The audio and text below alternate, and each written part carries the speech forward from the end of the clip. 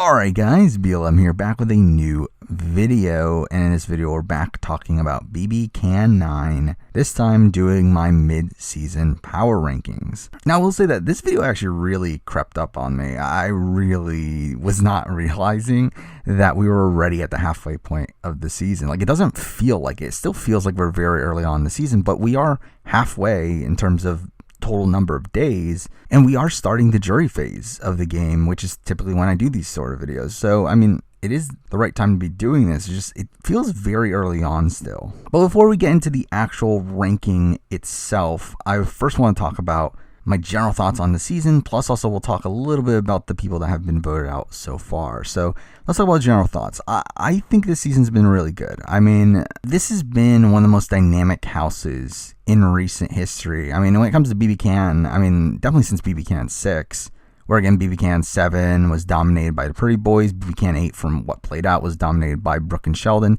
This season doesn't really have a domineering figure on it. And there's a couple of reasons for that. I mean, one, I do think the smaller cast plays into it, which I do think this season is a great proof of concept of having a smaller cast probably does lead to more dynamic gameplay.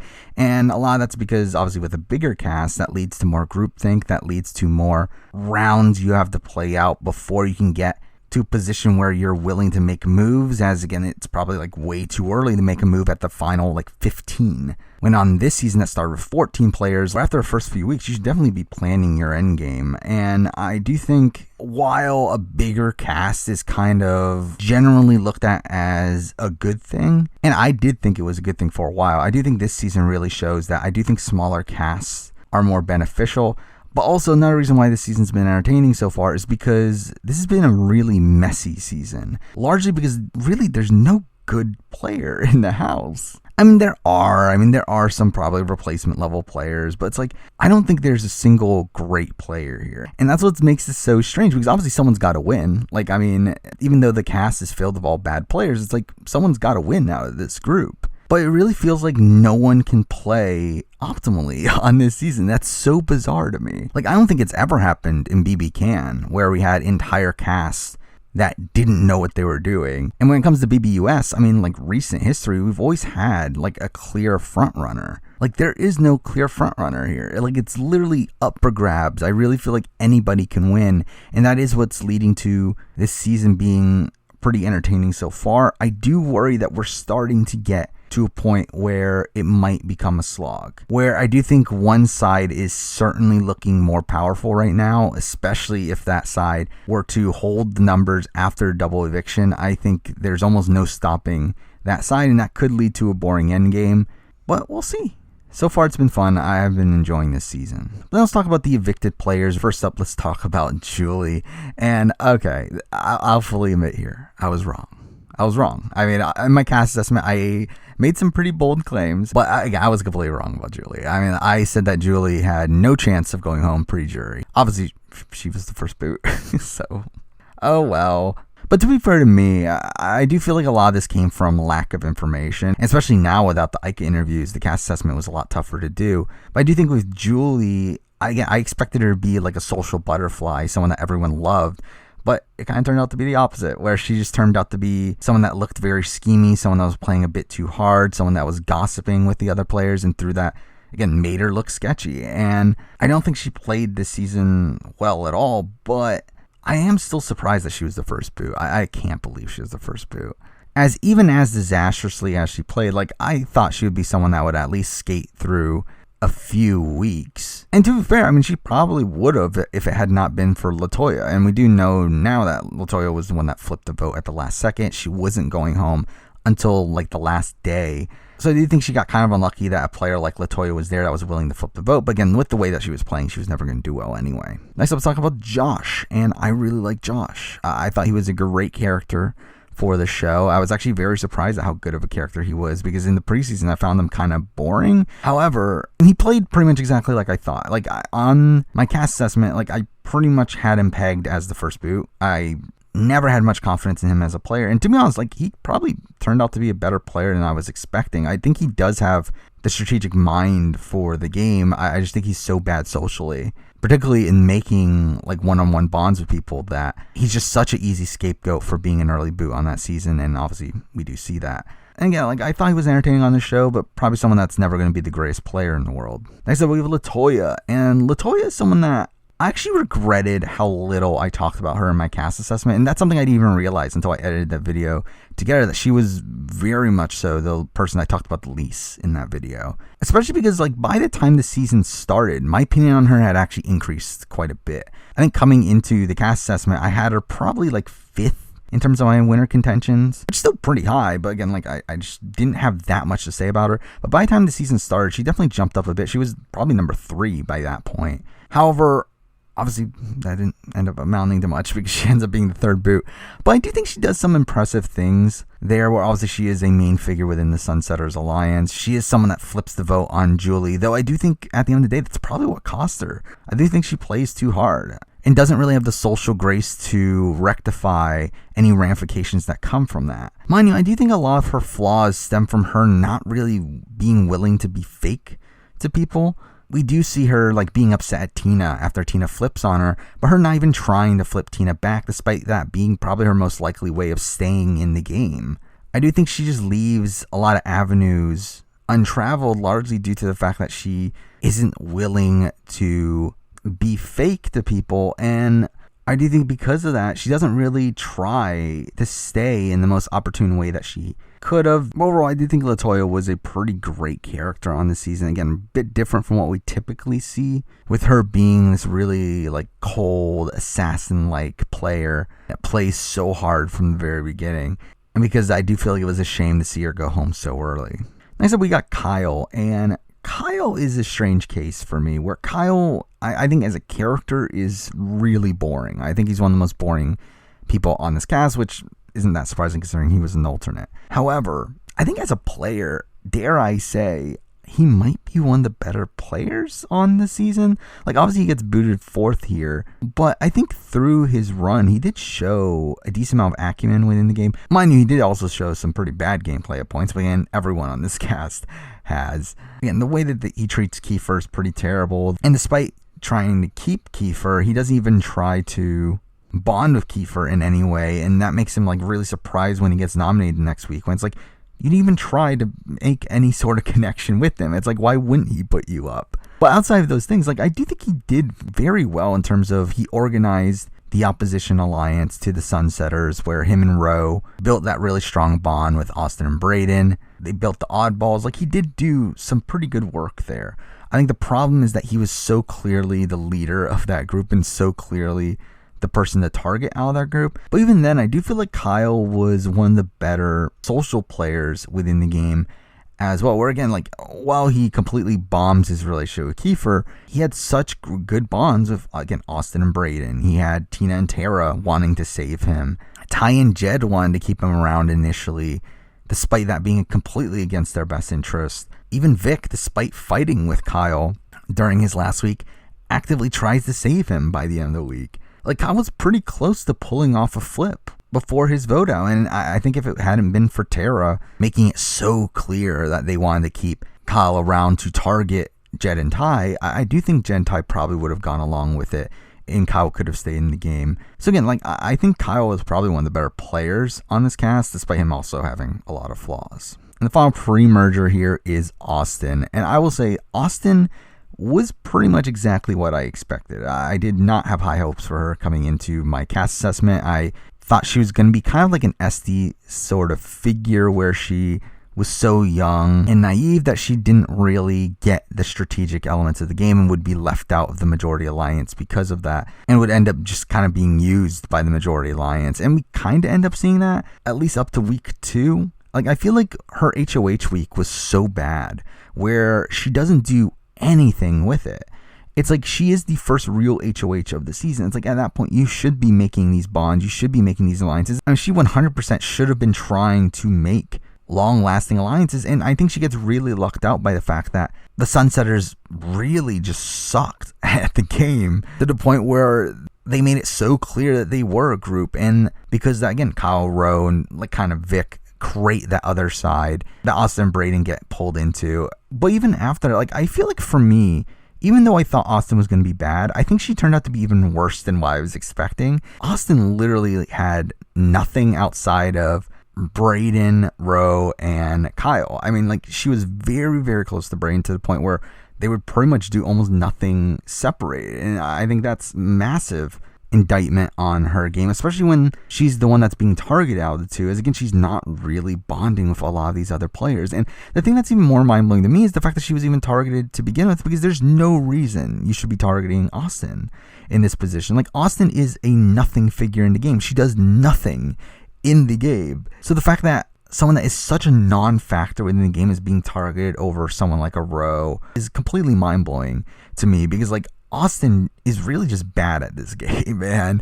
I really don't see why anyone would even go after her outside of her just being so bad that people don't trust her. And we do see that with Vic, though. We'll talk about Vic. But again, like, Austin for me, I think was a complete disaster in the game. I don't think she really did anything except for continuing to make her target bigger and bigger by not talking to a lot of the people within the house, plus also just doing really well in competitions. But that's it for the pre-mergers. Now let's get on to the power ranking itself. And we'll be ranking the 9 remaining players at this point based on the chances of them winning the game.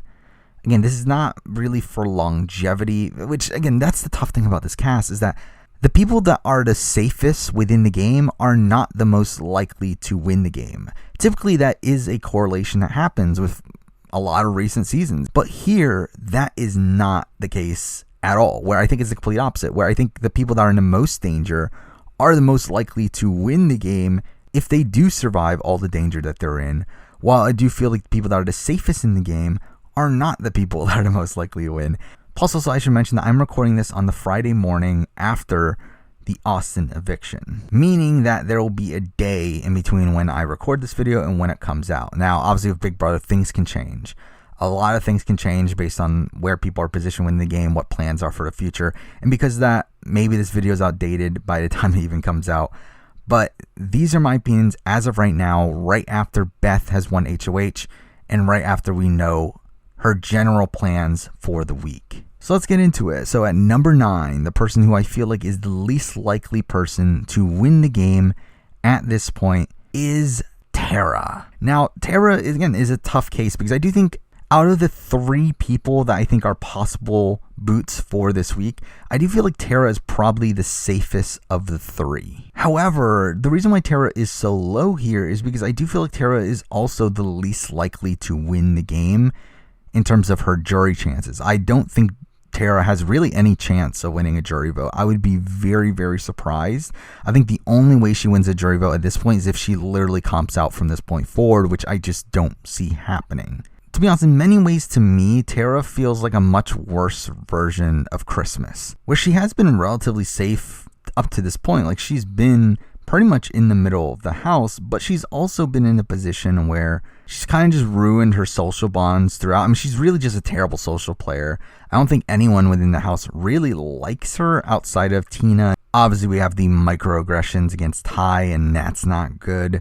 And again, as of right now, as this is recording, like, she is planned to be on the block right now, with there being a possibility of her going home if Rowe ends up winning the veto and they end up putting Tina beside her. Like, at that point, Tara is 100% going home. So that's not great. The fact that she can't win a jury vote and is also a possibility for the boot this week, that's kind of what makes her have to be here at the bottom, because like I just have no faith in her actual game ability.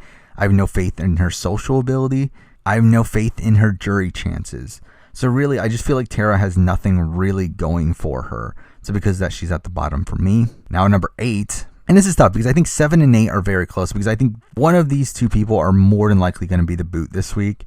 It's just the question of who do I have more faith in as a player? And at number 8 here, I do have Victoria. And Victoria has been such a tough person to assess throughout the season, largely because she's played so terribly the entire way through, but it's somehow worked out for her to this point. I think on paper, when you look at Victoria's game, I think you can think of it as like, oh, this is a great game. Look, she has alliances with almost everybody in the house. She's won 2 HOHs. She's been controlling this game. But it's like, when you look at the actuality of it, she's not.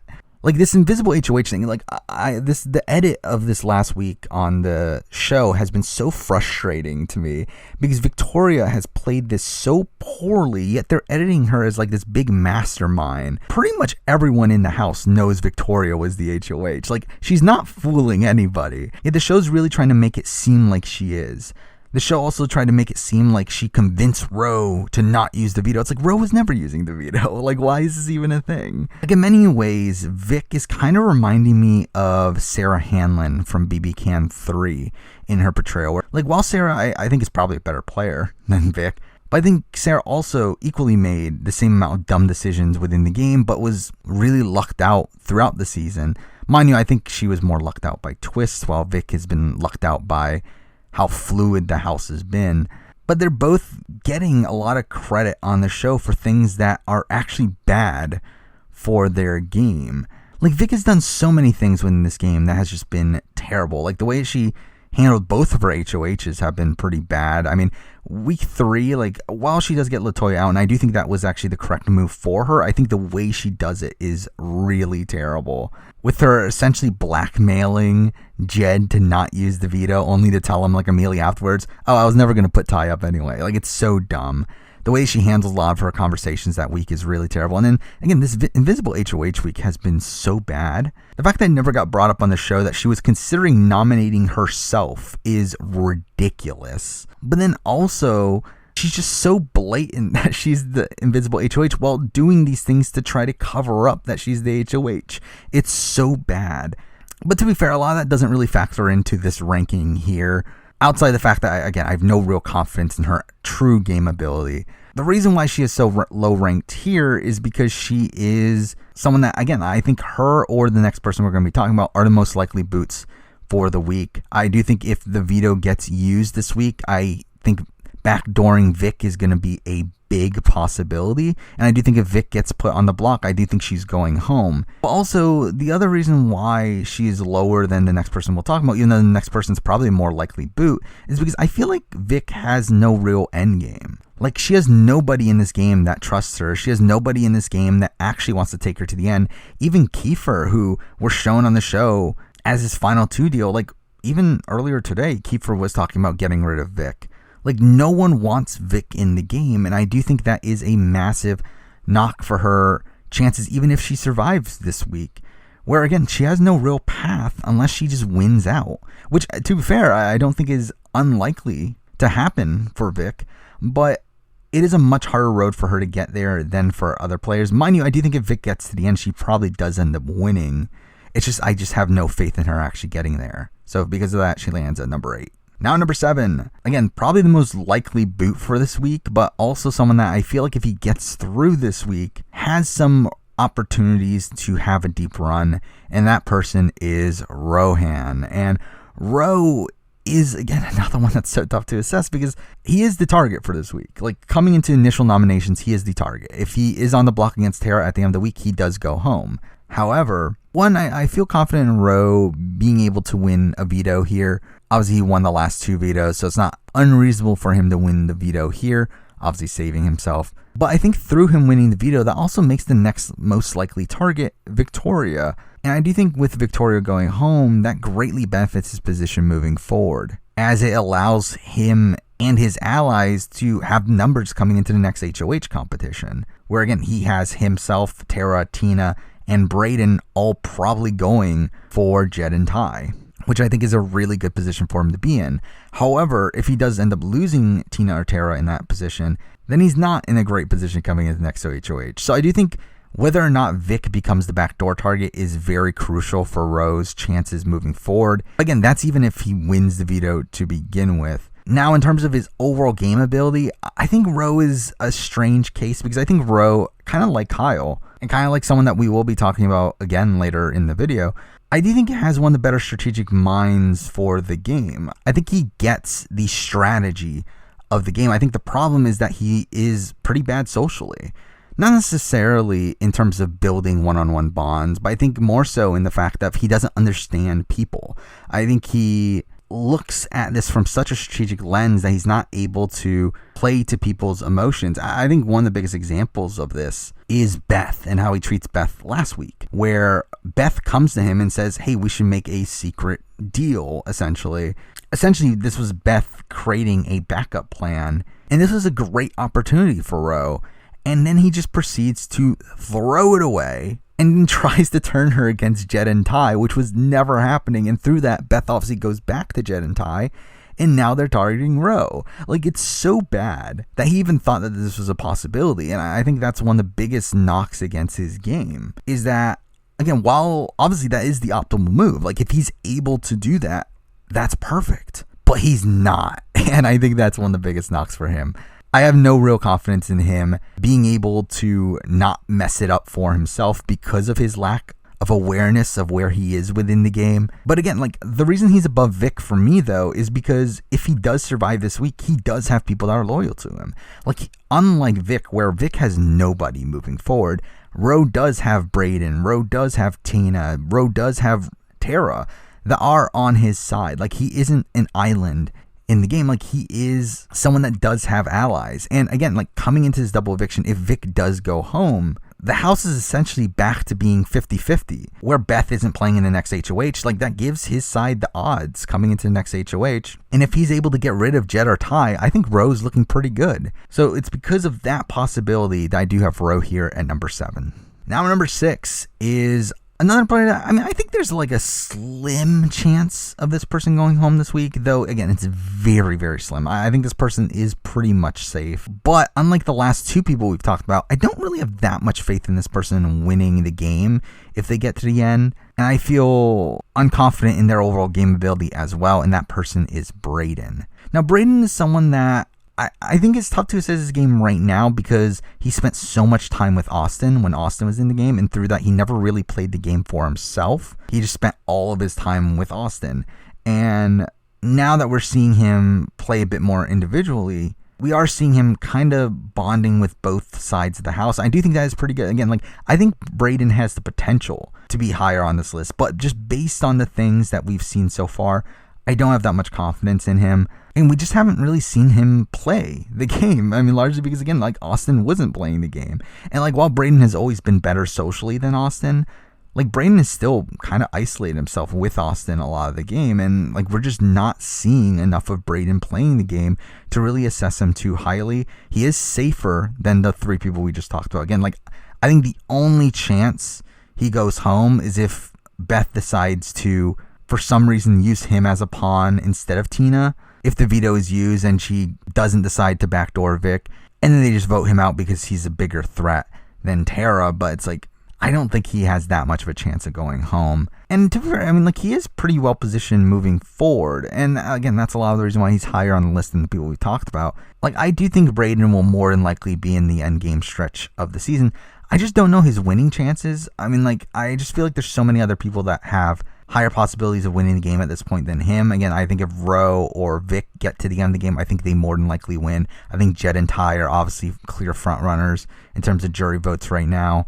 Yeah, I don't think he is someone that has many, like, clear-cut winning scenarios, but he is someone that is safe enough at this point to where I would put him at number 6. Again, like, I would put him higher if we saw more active gameplay from him, but we just don't. So because of that, he's here at number 6. Now, number 5, we have a player that, again, along with Rowe and Kyle, I think is probably the best strategic thinker on this cast. I think this person gets the game. I think the problem with this person is that he's not willing to utilize that strategic mind because he is so loyal, and that person is Kiefer. And Kiefer, I think coming into this season, is one of the bigger fans of the show. I think you can tell. Kiefer understands the strategic elements of the game. Where we saw during his HOH, like, he actually plays his HOH pretty well. I mean, outside of the fact that he is essentially playing for Jed and Ty, I think he does a lot of good work during his HOH, where he re-solidifies his alliance with the remaining Sunsetters. He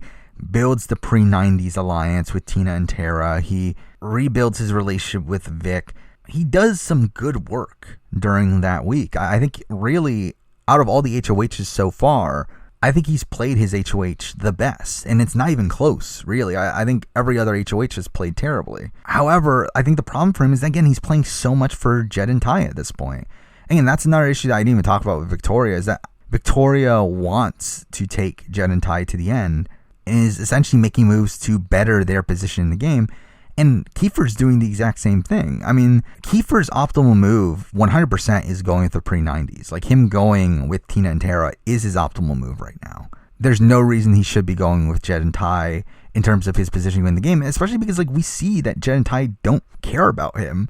Like, while they cared about him, obviously, when he was in power, it's like immediately after that, they kind of dropped him last week. And they're actually looking at him as a pretty big endgame threat due to him being able to win competitions. And that's the biggest frustration with Kiefer and Vic, with both of them, is that they're both two people that are playing the most for Jed and Ty and Beth, when they're the two that are being talked about by them as being the biggest threats by that side. So that's what's so frustrating there. However, I do think Kiefer is obviously safer than Vic. I don't think Kiefer is going home this week at all. I think the problem for Kiefer comes after this. Like, what's going to happen after this? Again, is he going to give too much power to Jed and Ty, which it seems like he's trying to do? I do think he is fully loyal to the Sunsetters, which I think is obviously really terrible for him. And I think a lot of that stems from, again, like, him as a person. Like, he is a very loyal person. Like, again, I think he understands that, yeah, I need to get rid of Jed and Ty, but I don't think he's willing to do it. Mind you, I do think he is willing to let other people do it. And I do think the biggest thing for Kiefer at this point is that he needs someone else to do it. I think he needs to pray that a Tina and Tara win HOH, or a Rowe wins the next HOH and takes Jed and Ty out, because at that point, I think he's pretty well positioned moving forward, especially if he is able to win some of these endgame comps. But as of right now, though, while he is safe for the immediate future, I do think he is probably going to be an endgame threat and will probably need to win out unless he ends up going towards the end with Tina and Tara, which even at that point, he needs to win that final HOH anyway. So again, a lot of mixed signals there with Kiefer, but for me, he does land here at number 5. Now at number 4, and this is a tough placement because I think number 3 and 4 are very debatable for very different reasons, where I think one of these players is a lot safer within the game and probably has more winning conditions within the game. But I also feel like that player's runway is starting to run out, while the other player is a player that doesn't have as many winning conditions, but seems to be starting to play a bit harder at this point. But I still did end up going with that person here at number 4, because again, like, we just need to see more. So at number 4, I do have Beth. Now, Beth is someone that, if this was before her winning HOH and also before the recent events in the last few days, Beth would have been lower on this list. I think she would have probably been number 5 or 6, largely because, like, while Beth is relatively safe within the game, I also don't really see how she wins the game at this current point. Like, I feel like she has a tough road to win the game. I feel like she's going to have to make a name for herself to win the game. And I wasn't really feeling like she was willing to do that. I mean, for the longest time, we saw Jed, Ty, and Beth all being 100% loyal to each other, where they were telling each other everything. They seemed to be genuine about wanting to take each other to the end. But the thing that changed things for me is that last week, Jed kind of makes a mistake in asking Beth what would she have done if it had not been for Jed and Ty, which made obviously Beth realize that she is probably the least likely to win of those 3, and through that has started to talk about how she needs to play for herself. And while we haven't really seen her execute on that yet, I do think that change in mindset does have some promise moving forward. And for me, I think Beth's winning chances really come down to whether or not she gets rid of Vic. I really feel like she needs to get rid of Vic this week in order to really make a name for herself. One, she would obviously get rid of Vic, who is someone that is a big threat in the game, and someone whose boot would be a pretty good resume builder. Plus, also, through getting rid of Vic, she severely decreases the chances of Jed and Ty surviving the next double eviction. Where again, like, Vic is someone that is playing for Jed and Ty at this point. Like, she wants to take Jed and Ty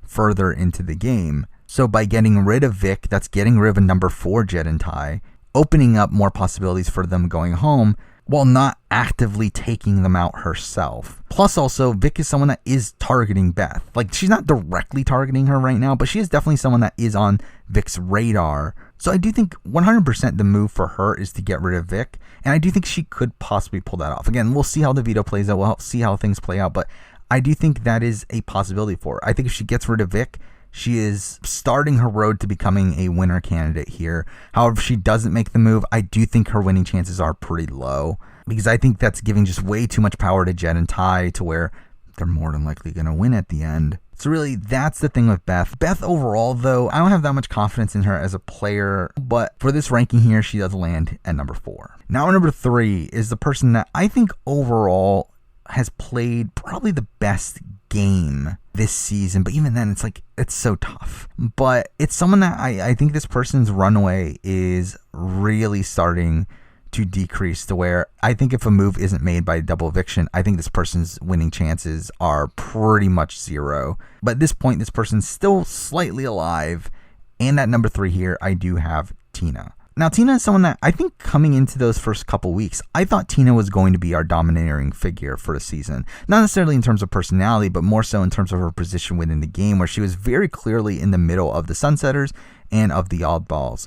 The problem is that she completely mismanages that position to where she makes it very clear, especially to the Sunsetters, that she is looking at the other side as an opportunity. And I think that's so bad. Like, the fact that she doesn't just fake it with the Sunsetters and say that she's with them really just significantly decreases her positioning within the game.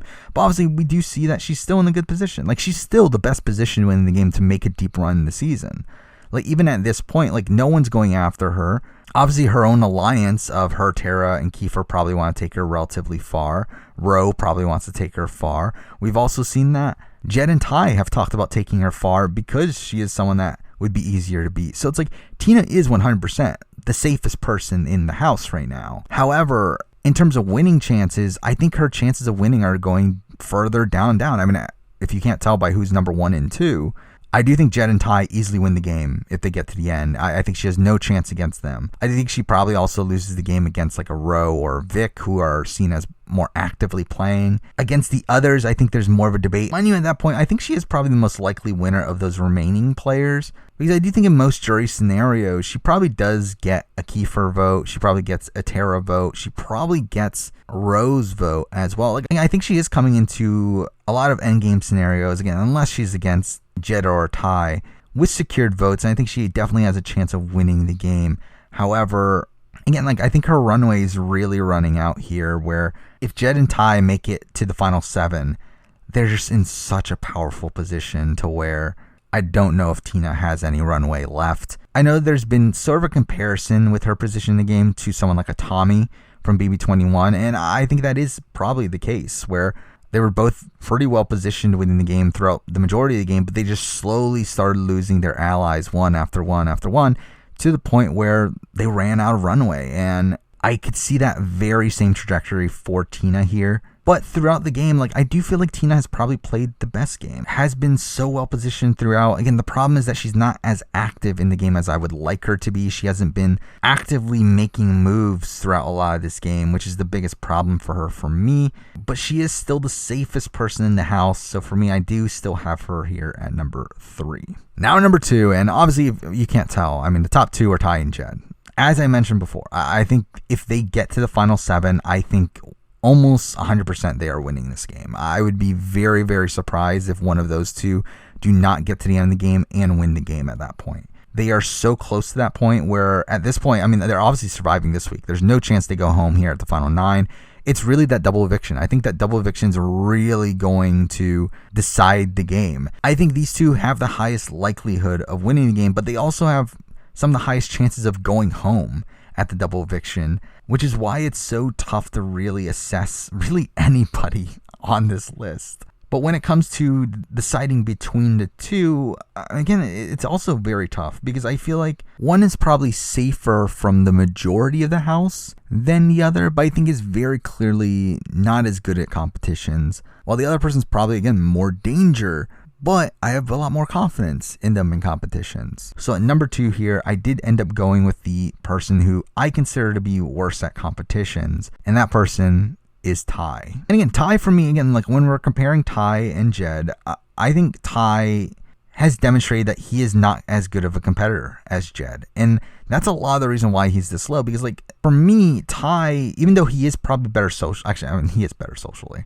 I think he's better at building one-on-one bonds with the other players, even though I do think he falters at certain points, but like he is pretty good socially. I think strategically he also has a much sounder mind. I think he is someone that is a lot more willing to just go with the plan, which has been a problem with the Sunsetters, where they're so wishy-washy within the game that it causes them to lose power. But I do feel like Ty is the more calming presence within the alliance. I think he is the person that kept them at line at points. I mean, throughout the last few weeks, like we see that Jed is always considering making these moves, but it's Ty that says, no, we're going to do the plan that's in front of us, like getting rid of Kyle, getting rid of Austin. Like those are things that Ty was more into than Jed. So I do think that is good on his end. I do think recently he's been doing some work in building more one-on-one bonds than Jed has, where I think for the longest time, Jed for me was way ahead of Ty. However, I do think in the last week, Ty has been doing some pretty good work getting Braden on his side. I think recently he's been getting Kiefer on his side more so as well. I do think also his threat level has been decreasing due to Jed and Beth obviously becoming closer and closer. So I do think that is good for Ty. The problem is that he's still a big target. Like he is still going to be the boot if the other side wins HOH and Jed wins a veto, or even if Beth wins a veto. Like I do think Ty is still in a lot of danger, with also him having a lot less comp ability in my eyes. Like we do see that Jed is overwhelmingly a better competitor than Ty, where Ty really hasn't even come that close to winning a competition at this point. So that's really a major reason why I do have Ty at number 2, is just because of his lack of competitions. Because I think in most other aspects, he is the same or if not slightly better than Jed. But when it comes to competitions, which I do think they are going to need in the end game to get to the very end of the game, I do think Ty is slightly lacking. So because that, for me, Ty lands at number 2. And at number 1, I have my winner pick still at number 1 here, and that is Jed. Now, Jed is in danger. Like, he is not safe in this game, and that's why it's so tough to put him at number 1, because, like, he is the number 1 target coming into next week for the opposition. Like, I do think if Jed and Ty are on the block, I think at this point, Jed probably ends up going home. Again, largely because he does have the connection to Beth. He is better in competitions. Like, I do feel like Jed is a massive target, but at the same time, I have so much more confidence in Jed winning a veto or winning an HOH than I do with Ty. I think Jed is 1,000,000,000% the better competitor of the two. Like, we see him win that crossword veto overwhelmingly. We see him come in second in this last HOH, which Ty didn't do as well in. Like, we do see Jed being a better competitor, and I think with someone like Jed, I think he's going to need to win endgame comps, and I have a lot of faith in Jed to be able to do that. Jed is in a very strong position to comp his way to the end if he survives his double eviction. But again, this double eviction is going to be very tricky. I do think this is going to be the make or break for his game, where I think there's a very good chance that he goes home there. I think there's around a 50% chance that he gets nominated during the double eviction and nominated as the target. However, again, I feel confident in his comp ability, and that's only 50% of the time. Like, there are other opportunities for him to not even be on the block as well. So overall, like, I just feel the most confident about Jed at this point in the season moving forward. I do think if he gets to the end of the game, I think he is a shoo-in to win, especially if he's against anybody but Ty. And even against Ty, I think it's going to be very close between the two. Plus, also, I think within his core alliance, I think Jed is better positioned than Ty. Again, I think Ty is starting to get better with the people outside of the alliance, but obviously if everything goes according to plan, they would get rid of all those people. And like, if we get to a final 3 with Jed, Beth, and Ty, like, Beth is taking Jed to the end over Ty. And I still think Kiefer's kind of waffling between the two. So overall for me, I just have so much more confidence in Jed's comp ability, and I do think he is better positioned within the alliance, while Ty, again, is better positioned probably from outside of the alliance, but has worse comp ability. So for me, I had Jed here at number 1. And there we go. Those are my power rankings for Big Brother Canada. Up to this point, obviously, we are at the halfway point in the season. Once the season is done, I do plan on doing a review of the season, followed by a player ranking of all the players from the season as well. So you can stay tuned for that. Also, right now, there's a lot of other shows going on that I will be covering to some degree as well with the Circle UK currently airing. We have the Circle US coming up very soon. The Challenge Double Agents is ending relatively soon, so be doing a video on that. The Challenge All Stars is currently airing, and I'll eventually do a video on that as well. So again, a lot of shows there later down the road. But for now, that's the video. Thank you for watching.